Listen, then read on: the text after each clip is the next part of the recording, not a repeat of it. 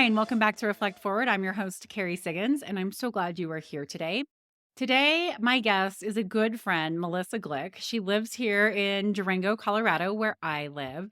She is a serial entrepreneur who recently sold her business, decided to retire for 33 days, and then started a new business when she was inspired to help others. She shares her story of overcoming burnout, losing over 100 pounds, preparing to sell her company, successfully selling her company, and living a whole new life based around self awareness, gratitude, and living her best life. I got emotional multiple times as she shared her story in this episode. It is a remarkable story. And there will not be a person who walks away thinking that they can't do something similar to what she did, because we all can change our lives if we decide to take responsibility for it, for choosing to be responsible for our lives and taking action. And she is such an inspiration as she shares how she did this. I know you're going to absolutely love, love, love this episode. Just to give a little bit more background, the company that she recently sold is called Think Network Technologies. It was a tech company based here in Durango. And her new company is a coaching company called Peak CEO. And she's going to tell all about her journey to get there. Amazing, amazing story. So hang tight and I'll be right back with Melissa.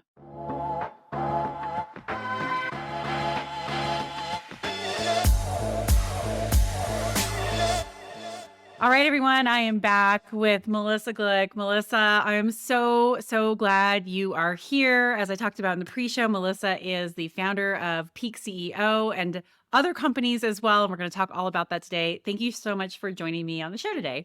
Thank you for having me. I know we've talked about this and it's finally happening. So I'm excited to be a guest and I'm excited to talk to you and learn more about you and share stories, things we've never talked about. So it's going to be great. Oh, it's going to be so much fun. And I love, love, love interviewing people from Durango. So it's just nice to be able to have like that hometown connection as well. Yes. Great. All right. So before we go into why you started Peak CEO, why don't you tell us a little bit about it and what you're doing so that listeners have some context? We'll probably get into a little bit more of it later, but it just kind of fell into my lap. I sold my business in July of last year, and I was retired for a whopping 33 days before this amazing thing happened. A friend of mine invited me to this immersion program for entrepreneurs down in Phoenix. And he was bringing in, it was a 3-week program, and he was bringing in mentors and venture capitalists and advisors from all over the world to help entrepreneurs, help startups understand what they're doing, understand what their gaps are, potentially provide capital to them. And he asked me if I would come and participate in this event.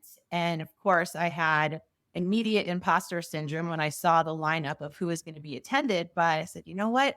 I would love to do this and I would love to share my story. And I went and my eyes just were wide open. I was a sponge. I was soaking all this up and I met all these entrepreneurs who are craving information. And I felt like I had something to share and I wanted to help them. And I had been living in this bubble of my own business for so long that I didn't realize how much information that I had that the world needs. And I got my first client at that event and before I even started my new business. And so, yeah, retired for a whopping 33 days. This fell into my lap. And yeah, it's a relatively new business, but I am coaching business owners now on how to grow their business in a way that's sustainable. So building a business that fuels their soul versus crushing it. And we talk a lot about business growth strategies because that's what business owners want is how do I grow? But we also spend a lot of time on mindset because I firmly believe that if you do not have a solid mindset and the foundations, it doesn't matter what business strategy you try to implement, it's not going to stick. Yep. And it also leads to burnout and stress and being Oh, unhappy, which is where you came from. So you yes. sold your business before this just fell into your lap. And I love that. I love that story. But maybe you could talk a little bit about what your journey was like and tell us why you sold your other business and how that led up to this. I have to retire for 33 days. Yeah. My plan was to retire for a little bit more than 33 days, but when inspiration hits, you just kind of go with it. So I co-owned an IT solutions provider. So we're a managed service provider. We designed, implemented, maintained business solutions for small to medium sized businesses. So all kinds of things from cloud computing, VoIP, phone systems, servers, networking. We worked with companies like Stone Age, for example. So I am building this business over the course of about, I don't know, maybe 14 years in total. And at the beginning of my tenure there, so I came in when it was about 4 years old already. And at the beginning of my time there, it was very exciting. So I was bringing my skills and my expertise and really growing the business. It's a family business. So I co-owned it with my brother, and he really was the visionary and the technology side. He was the engineer, and I brought the business expertise, operations, sales, marketing, and it was great. For years, we were really building a brand. Our reputation in the community was excellent. We were growing year over year, like 25, 30%. We were bringing in great talent. We were establishing a culture. And then we started winning awards. It was wonderful. We got recognition, industry recognition. We got recognition from the top Colorado companies to watch, top Colorado private company, top Colorado family business. It was amazing. All this great stuff was happening. And my issue was that I didn't have a solid foundation. Okay. So going back to what we were talking about earlier, is I just never fully dealt with the reasons why I felt like unworthy in my life. I'm a hyperachiever, and you probably know about all about being an hyperachiever. But as I was making all of these achievements with my business, I was like, oh, this is great because now I don't have to deal with my feelings of being like unworthy. And this stems back from like childhood feelings of unworthiness and not being good enough. And I have to be perfect. And so as I started getting all these achievements, I was like, I need more achievements. So not only am I going to do my best work for my business and just crush it in my business, but I'm going to start a nonprofit for professional women. I am going to sit on multiple boards. I am going to mentor people. I'm going to help everybody do all the things so that I don't feel anything. It's kind of like a drug. Mhm. And did You you know, know that did you know, like, you were doing that? You like, that was your coping mechanism? no, It I was didn't. just focus on go, go, go, go, go, Yeah. ignore these past feelings, and just fill up at the calendar so that you don't have to really be by yourself, but not a lot of self-awareness around why. No self-awareness. I Yeah. didn't even know that I was hyperachieving for a reason. I didn't even know that I was hyperachieving at all. It was just Mhm.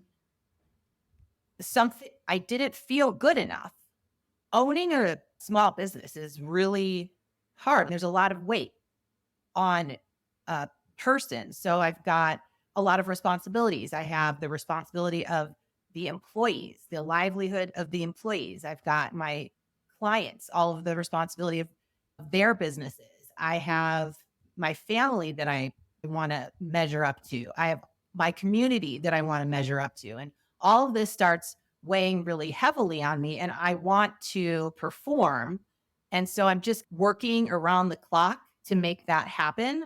But I'm feeling completely unstable.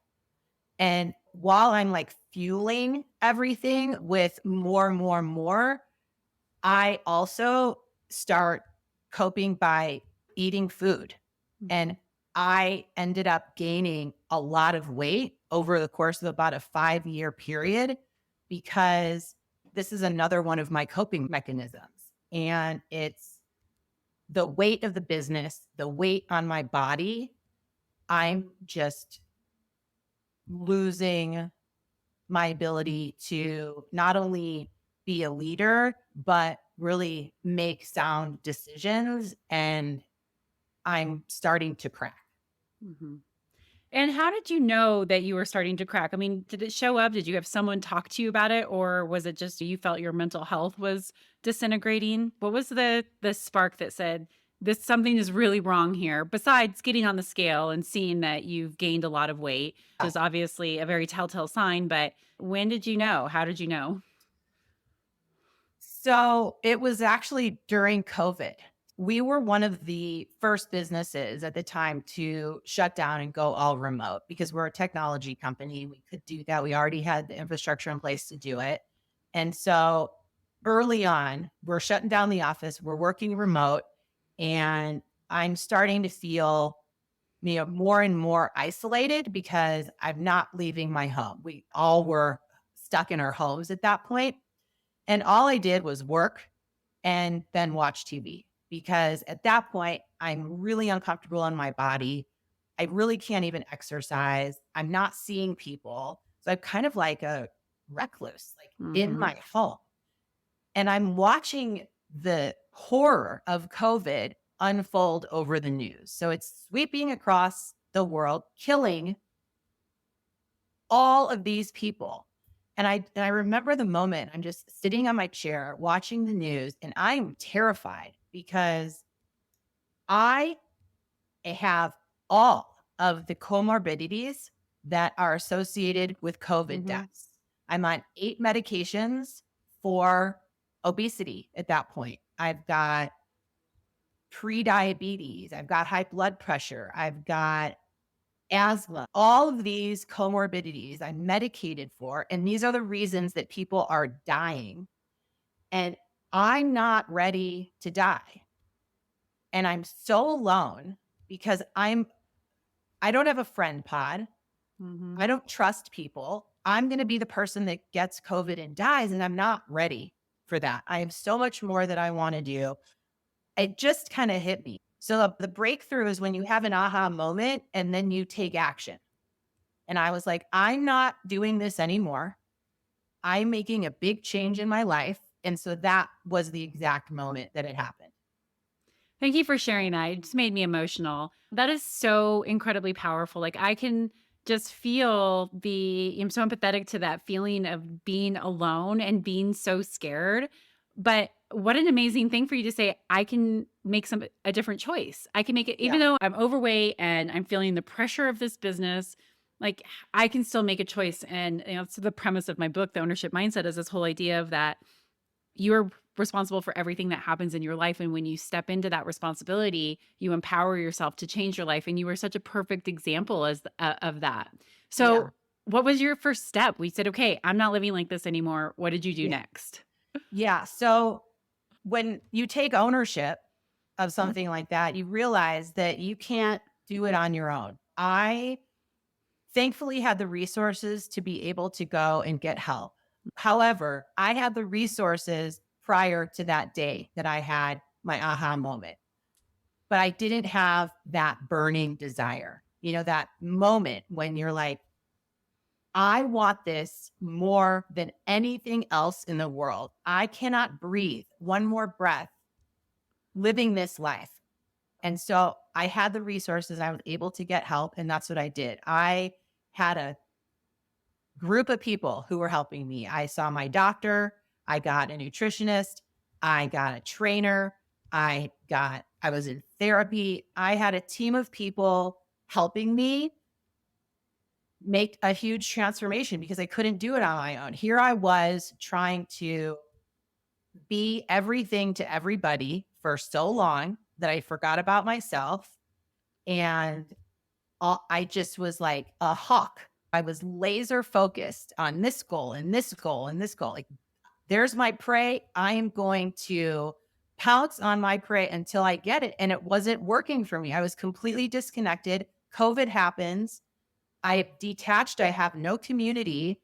And for me, taking ownership is community. It's having people to support me. It's having people to help me. And that is how I was able to transform my life and even make huge differences in the business was through getting support of people around me and a team that I built.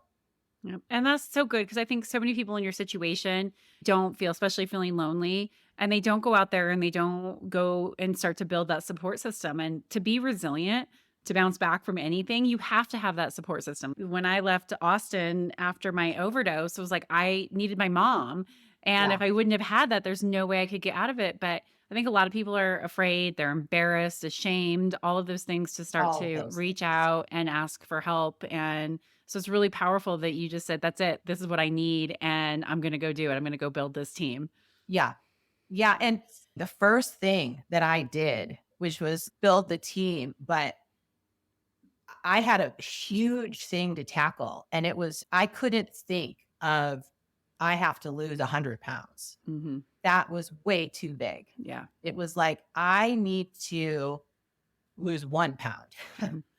There was a treadmill that was on the garage sale Facebook page.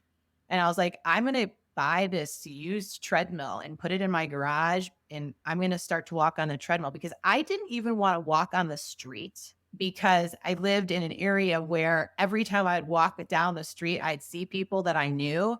And I felt so awful about myself. I didn't even want people to see me Yeah. at that point walking.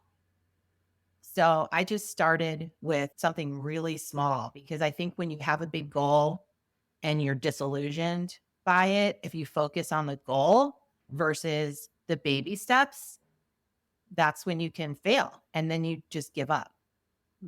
Such good advice. Okay. So at this time, you're transforming your health and well Yeah. being. Did you know you wanted to sell the company? So it was probably about 5 years ago, 5 years before the sale, that my business partner, my brother, and I, we decided we have to start planning our exit. And it was either we are going to partner with a company, we are going to sell the business, or we're going to get investors. And over the course of a couple years, we decided that the business really needed more resources. And in terms of people, in terms of money, in terms of geography, we needed to be in more locations than just Southwest Colorado. And it was looking like an acquisition was going to be the best way for us to do that. So during COVID, when the shit hit the fan with everybody, it really solidified that was the best choice for Mhm. us. I think both of us were feeling like some level of burnout, but also that we were ready for our next chapter. And we spent several years planning for increasing the value of our business so that it was saleable at its highest value. Mhm. And so we had time to prepare to do that, which I think is great because a lot of times when people decide they want to sell their business because they're burned out, they don't have time to prepare and they lose value. They leave money on the table. So Mm. we had plenty of time to prepare. And thankfully, by the time we were ready to actually go through a sale, I had this big transformation. I had lost a bunch of weight. I had a really solid foundation because I learned about myself and I realized that I wasn't going to be any kind of an effective leader in the state that I was at until I focused on myself first, really understood what was important to me and what my North Star was.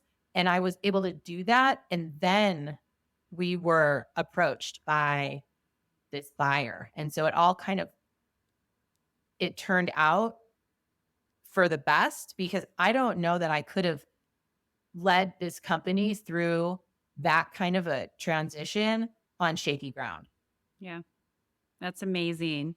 So, in terms of learning about yourself and starting to figure out why you were using these coping mechanisms of food, like what did Yeah. you do? How did you start to dive into that? Was that working with a therapist? Like, how did you learn about yourself? Yeah.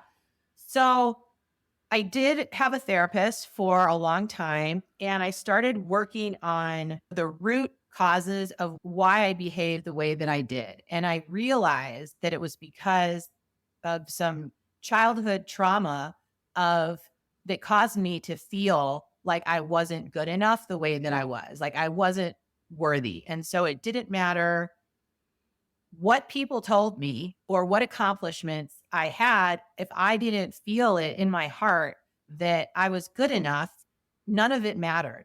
And it felt the only way that I could cope with it was by numbing myself out. And so looking at the root cause of that and figuring that out was really pivotal. And then I had to work on it because my brain has now been programmed for 40 plus years to be thinking, Melissa, you're not good enough. And that is a really hard thing to do, to reprogram your brain. And this is what I help people with because I think people are unaware about how complicated our brains are. You know, you've got a conscious mind and then you've got your unconscious mind. And the unconscious mind is the part of your mind that runs in the background, and it leads to how you truly feel about yourself. And for me, I was a victim of my circumstances. I felt shame. I felt like I need to be perfect to cover up all of the shame and the worthlessness that I was feeling. And so I had to reprogram the operating system of my mind, and it requires a lot of reflection and self-awareness and work and consistency with how you're thinking in order to do that. I'm sure this resonates with so many people who are listening. Is there one thing that you're like, ugh, I really did this and it helped me with that reprogramming? Yeah. So I saw myself how I wanted my life to look Mhm. like. So I Visualization. would, yeah. What did you say? Visualization. Yeah. But it's actually more than visualization for me because visualization is you see it, Mhm. but I had to feel it. Yeah. I had to see it and I had to feel it. So it was like, what do I look like? What activities am I going to be able to do? What adventures am I going to go on? And then how does it feel like when it's actually happening? Because if I feel it in my bones, it's more than just seeing. I think this is a problem with when we start talking about manifestation or Mhm. visualization Mhm. is people like, oh, it's not working for me. Yeah. I made a vision board. It's not working for me. It's because you're just looking at it. Yes. You are not interpreting it. You're not feeling it. I wanted this change. I wanted it so bad that I felt in my body what it was going to be like to be what I am today 3 years ago. Yeah. So that's how I think I was really able to Yeah. start to reprogram. Yeah.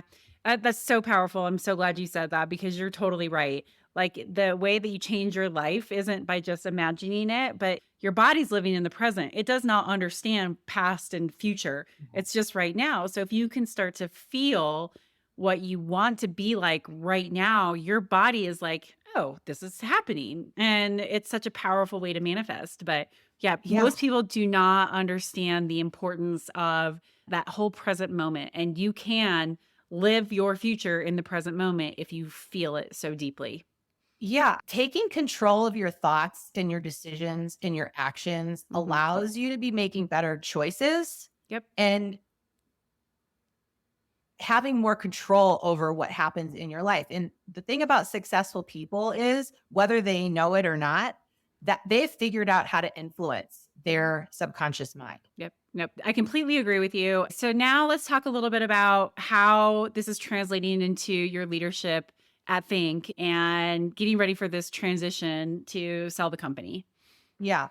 So now that I have a solid foundation, And I realized that I can't do everything on my own. I think this is a problem for a lot of business owners is they or CEOs is they're just like, I have to do everything, control everything because I do it the best and it's just better if I do it. This is my way of thinking for a very long time. And now I'm realizing how much I need support and how much I need a community and how much I need my team. And we had a great team at the company. We had 20 employees, but I still had so much control. My brother still had so much control. And so we made some really important pivots in the company in the 3 or so years prior to the exit. We really divided up the company into three different departments. We had three different department heads, directors leading those departments. So it was a huge way of empowering people within the company. I think as a leader of a company, if you have too much control, that's the number one reason that you're going to get burned out. And so delegating was very helpful in that moment. We automated a lot of processes and streamlined things. And then we really looked at our profit centers. So thinking that this is a business that we want to try and build to its highest value so it's most attractive for a potential acquisition, we had to look at what are the areas, what are the buckets of revenue that we really want to focus on instead of being so diverse in our different revenue streams. Let's focus on our profit centers. Let's focus on the streams of revenue that are most valuable. And that was monthly reoccurring revenue. And so we really put all of our focus in on that. And now that we have these directors who are empowered to do their roles, it was so much easier to maintain focus and to know what our path was and to stay clear on our path. And I truly think that having the ability to step aside as a leader, relinquish some control, we were able to build the company up, make it attractive, and have a successful exit. That's so good. Delegation is the key. And was that hard for you? Like, how did Oh, you start to let stuff go? yeah, it was really hard for both of us, for Yeah. myself and my brother. I think through documentation and training, you have to do a brain dump of everything in your head, and then you have to teach it to your people, and then you have to be okay that they're going to take it and then they're going to interpret it and do it the way that works for them. And you have to be okay with that. And these are people that we trusted. They've been with us for a long time. They were very capable. They were very smart. They were very good at their jobs. They wouldn't have even been there if they weren't all of those things. It's very hard. But I'm coming from a place of, hey, I tried this on my own Right. in my personal life, in my business life. It didn't work for me. So there has to be a better way. And yeah, I mean, it's a bit of a risk, but if you want big results, you have to stop thinking small. Yeah. Yeah. It's brilliant. It's brilliant. I love it. And what about your brother? Were you two like in sync this whole time Yes, and all this? So, I mean, that's we were pretty in sync. amazing. That's pretty amazing to do that with your brother. I know, I know. And it's so funny because we have come full circle. I mean, this is a guy who drove me bananas when we were younger. He would sneak into my room when he wasn't allowed. He would bother me and my friends. He would take the heads off my Barbie dolls. He's my annoying brother to we grow into this amazing business partnership. And I mean, it wasn't perfect. We definitely had our fights along the way, but in building the business and in relinquishing this control and empowering our directors, we were totally united. And it was hard for him too. It really was hard for him. I mean, we weren't perfect along the way. I know you talk a lot about this. Oh my God, have I made mistakes? Hmm. I just, I'm sorry for all the mistakes that I made because I'm learning too. Hmm. But yeah, it's hard. The thing about being a business owner or a CEO or a leader of any kind is you signed up for a journey that is unpredictable. Yep. It is like riding a roller coaster at midnight. You have no idea what is coming around the bend. And the thrill of it, all the twists and turns, like that's exciting. And that's where the opportunity is. But you're on the ride. You got to Mhm. go. And I feel like the lessons and the growth that I experienced and all the resilience that I built creates the story of my company, the exit, how I was retired for 33 days. And now I have this new company. And I don't want to give it up. I'm not going to take it back for anything. Sitting here today because of the crazy roller coaster. Yeah. What an amazing transformation. I mean, to look back 5 years ago when you started the process of, okay, we want to sell this business and, your coping mechanisms and dealing with your weight issues to where you are now, it's just such a remarkable transformation. And I think it goes to show people that anybody can do it if you decide to take responsibility and take that ownership of, I'm changing my Ownership. life. Hmm. Yeah, ownership. I got myself into that space for many reasons we talked about, Hmm. and I'm the only person that's going to get me out of Yep. it. Yep. Yep. Yeah, it's a beautiful story. So now let's talk about how that translates into your coaching practice. Yeah. So you did not sell your business to become a coach. You got inspired to do it. So tell us a little bit about what your vision is, what your goal is with this new business and how you work with your clients. Yeah. So I have this personal experience and I love talking about it. I love sharing it. It's vulnerable. I think people can relate to it, especially business owners. And I didn't know that I was a hyperachiever. I didn't know that I was filling all these voids in my life through doing more, more, more, more, more at the time. Now, of course, I know it. And it's because I reverse engineered like all this success that I had. I went back and I started thinking, how was I able to do all this? And how can I break it down almost into a formula so I can share it with other people?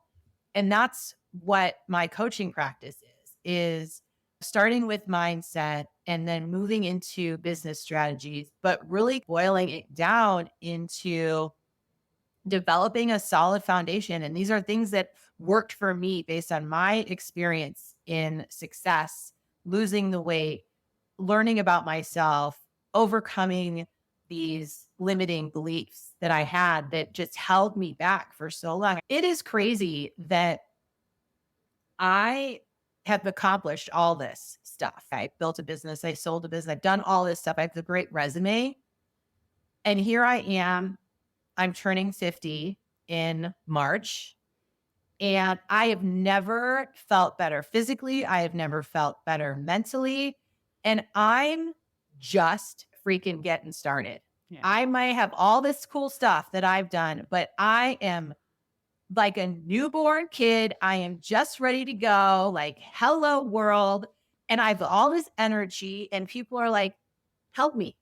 I want some of this. And Mhm. that's what I want to do. I want to help people. Yeah, I love it. It's such a fantastic story. What is the most interesting thing that you've learned about yourself as you started the coaching practice? Okay. So this is this is interesting. The coolest thing I've learned about myself throughout this whole process, through the weight loss, through coaching business, through all the tools and the techniques that I've learned on how to transform your life, the coolest thing that I learned about myself is that I'm an athlete. Oh my gosh. Yeah, I Yeah. never thought that I was. Yeah. I'm not really that great at any sport in particular. I always watched from the sidelines. And when I started my weight loss transformation and my weight loss journey, working out was a big part of it. And I discovered that I really liked it. It made me feel good. And then I even started to develop some hobbies around sports. And my favorite thing to do right now is dance. I've taken up Latin dancing. I know it's just so crazy because I never would have thought that I would train as an athlete, but I do. I train in dance. And now I can say that I'm a dancer and I can say that I'm an athlete. And this just blows my mind because what, at 100 pounds heavier, like I couldn't even walk for 5 minutes on my treadmill at 3 miles an hour. It hurt my legs. Mhm. So I think that's the biggest thing that I learned about myself. Oh my gosh, seriously. I could just like leap through and give you a hug right now. There is an inner athlete in all of us. We just have to find what calls to us. And I'm Yeah. so glad you found dance. That's Yeah. amazing. I know. Yeah. I love Yeah. it. I highly recommend learning how to dance and getting into dance. It's like everything you could have ever wanted. It's intimate, it's partner dance. So it's a community, it's fun, it's musicality, it's Yeah. culture, it's entertainment, it's exercise. And then best of all is we gather to dance and it has nothing to do with eating or drinking. It's Yeah. just people getting together because they love to do something and have fun. And for me, that's really healthy. Yeah, I love it. I love it. You're such an inspiring story. Okay, final question before we wrap things up. The name of this podcast is Reflect Forward. It obviously has very big meanings for me, and I think it probably does for you too. What does Reflect Forward mean to you?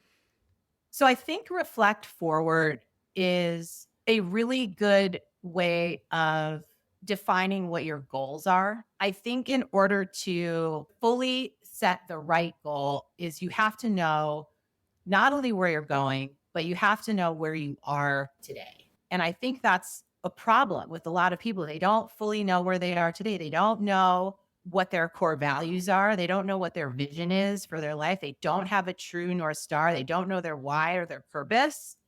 And when you don't have a good understanding of where you are today, then how do you know what path to go on? Like you don't have any clear direction. And we talked about it. Your actions shape your reality. And if you want something, you have to align your actions with your goals. So I think reflecting forward is looking at your goals and figuring out what kind of life you want to live.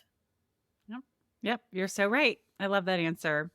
All right, so how can people find you if they wanted to work with you, they wanted to learn more about your story? How do they find you? Yeah, I would love to meet anybody who thinks that I can help them because that will make me feel great. And by sharing my story, I can help people make life-changing moments on their journey. So you can find me on pretty much all the platforms, LinkedIn, Instagram, Facebook, Melissa Glick, or you can find me at thepeakceo.com. PEAK, thepeakceo.com.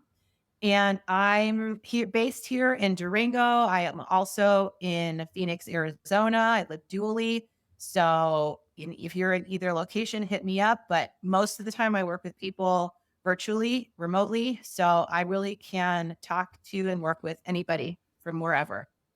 Perfect. Well, I will include all that in the show notes. And Melissa, thank you for coming on and sharing this story. It is seriously inspiring. You made me emotional several times. I think it's Thank going you. to be transformational for people who listen and really courageous for you to come on and talk about this. So thank you so much. Thank you for having me. It's been so nice talking to you. And I'm looking forward to more talks down the road in person, a podcast or Yes. whatever. But this has been great. And I was very nervous. And you told me it would be just like a conversation. And it really was. So thank you for just you. Yeah. Well, thank you. You did a great job. No one would have ever known you're nervous. All right. Hang tight, everybody. I'll be right back.